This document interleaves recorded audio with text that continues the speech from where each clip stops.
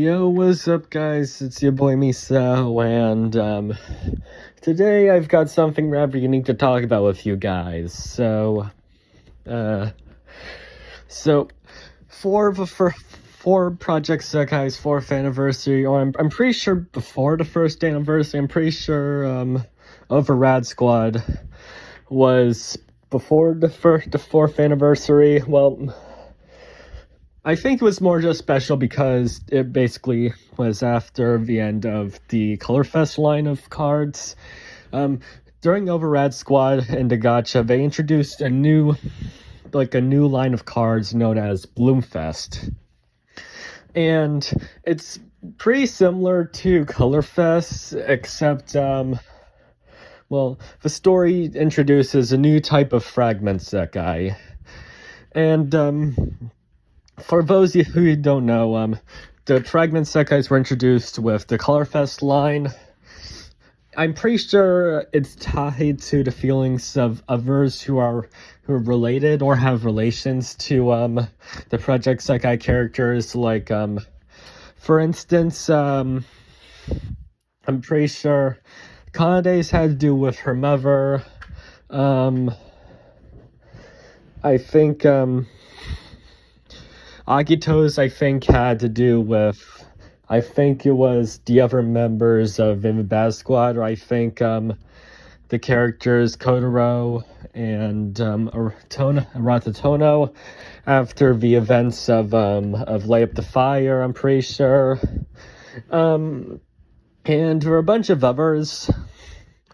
However, the Bloomfest cards are similar, except that the feelings tied to these new fragment Sekais, they have to do with the characters themselves. Like, for instance, Kanade's were tied, her fragment Sekai was tied to her feelings, as well as, I think, wanting to not forget about, not wanting to, she was suppressing the memories of long ago with her parents.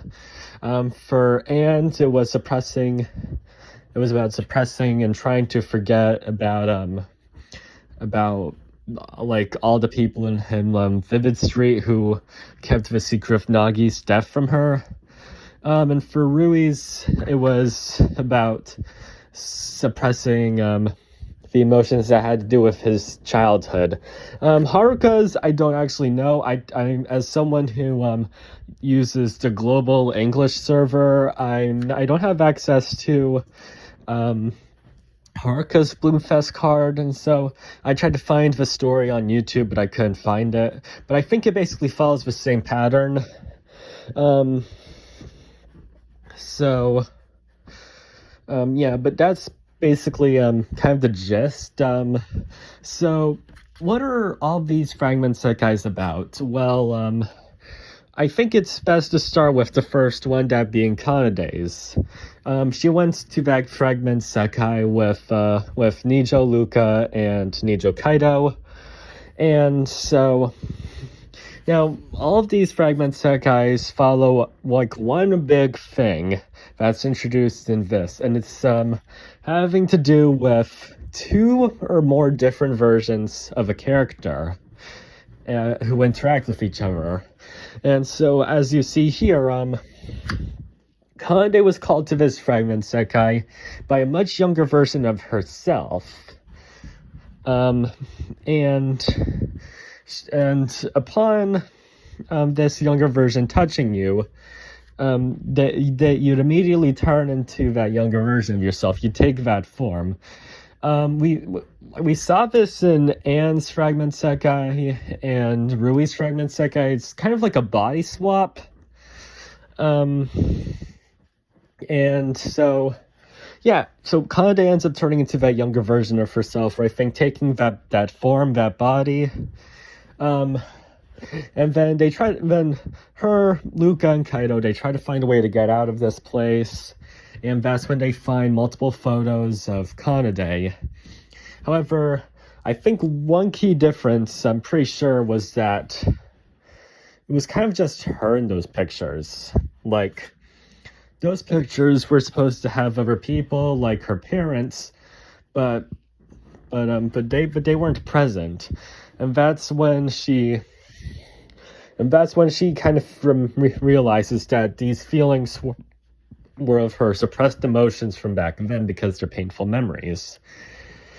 And once realizing that and vowing not to forget anymore, she takes her old form.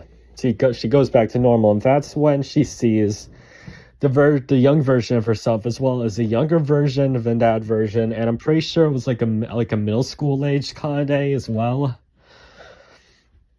And then she reclaims the fragment, and they return back to the empty Sekai. Then there's Rui's. He goes to his fragment Sekai with one to show Miku and one to show Len. And upon going there, he learns that the one who brought him here was an elementary school aged Rui. And then they later switch bodies, with Rui taking his younger form and the younger fragmented Rui taking his current high school aged form. So they search around for clues as to what's going on, and they find the pictures. Now, here's something that I find interesting with Kanade, his fragment Sekai, and fragment Sekai, and supposedly Haruka's. They all have like people missing from their photos.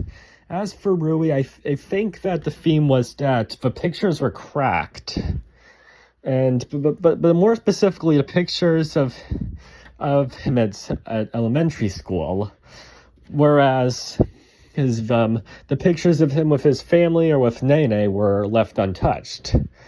That's when Rui realizes that the feelings that fragmented the Sekai were of feelings of forgetting the crippling loneliness that he felt in elementary school. And he reassures his younger elementary school-aged self that he never forgot these feelings, much to the happiness of the elementary school-aged Rui, as well as the middle school-aged Rui. And after reclaiming the fragment, he returns, of course, back to the Wonderland Sekai. And then finally we have Anne's.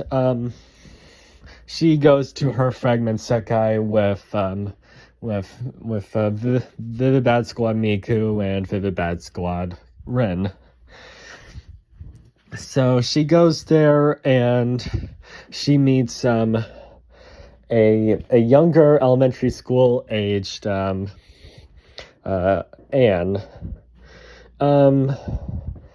And I'm pretty sure that the time frame of this Anne is after her Nagi left for America, and she was, of course, angry because she didn't say bye. But then, of course, later down the storyline, closer to the present day, and light up the fire, she learns the sad truth. Now, I think so, at least. It's been a while since I read the Light Up the Fire story, as well as other Vivid Bat Squad related stories, so I don't know. I guess it was just a unrelated detail. But anyways, they swap bodies, and now here's the kicker. So, of course, I'm pretty sure I mentioned this, but after swapping bodies, our Anne, the Anne who's now in her elementary school aged form, actually forgets like everyone, basically. She can remember some fragments, like the fact that she was part of a group, or the fact that she did witness Rad Weekend, but she can't remember details. And it's up to Miku and Rin to help her. Eventually, they're able to reach out to her, and she's able to finally remember everything. And I'm pretty sure that's when she realizes that these feelings came from from suppressing the memory of the past and stuff. And so she's able to get back into her original form and reassure her old self that she doesn't want to suppress any of the memories anymore. And she's able to return back to the street Sekai after recollecting the fragment. So the themes of this. So we do have the theme of turning into your younger self and being beckoned to go to that fragment Sekai via your younger self. And your younger self will appear in the Sekai along with potentially other versions of you from other periods in time, like with middle school-aged Rui and the other versions of Kanade. And I think these fragments are feelings that were once there. Like the feeling, well, kinda. I think it has to do with feelings of suppressing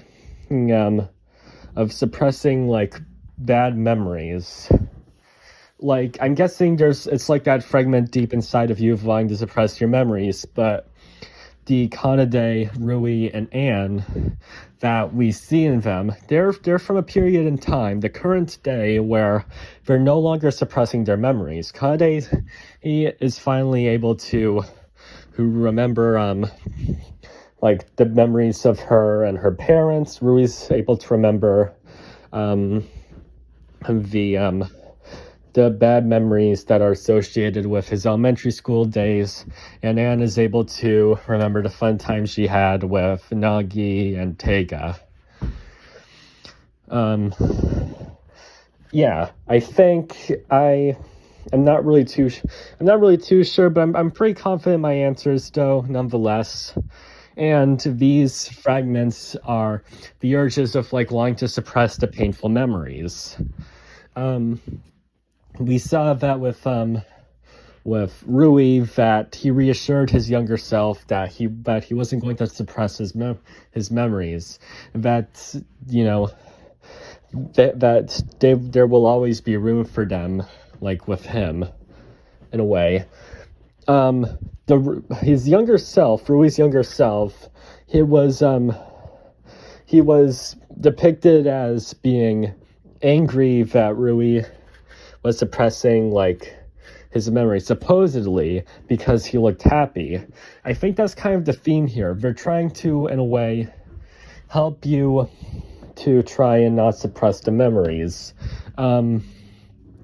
As young Kanade's younger version wanted to help her not suppress her memories.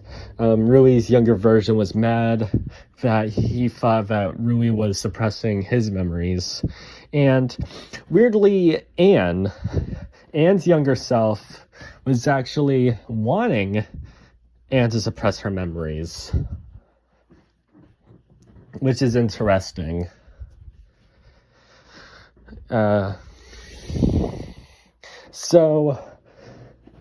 So I'm guessing that each fragment is going to be a bit different.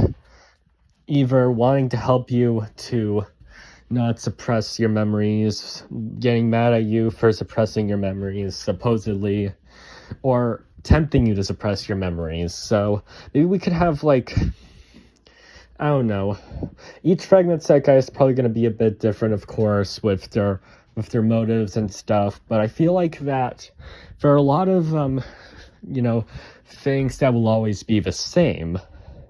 As in, you'll always see like your younger self there and be beckoned by them, and it has to do with with the feeling of suppressing your memories. That's what I think it is. And in a way, calling this Bloomfest is kind of symbolic, as like a flower blooming, like you're going out of your limits, you're no longer suppressing all the bad memories, and you're able to embrace your past, no matter how painful it is, and shoot for the future. And I think that's a pretty beautiful note to end this off on. So, thank you guys so much for watching. If you enjoyed, then please make sure to leave a like and subscribe. And as always, peace out, y'all.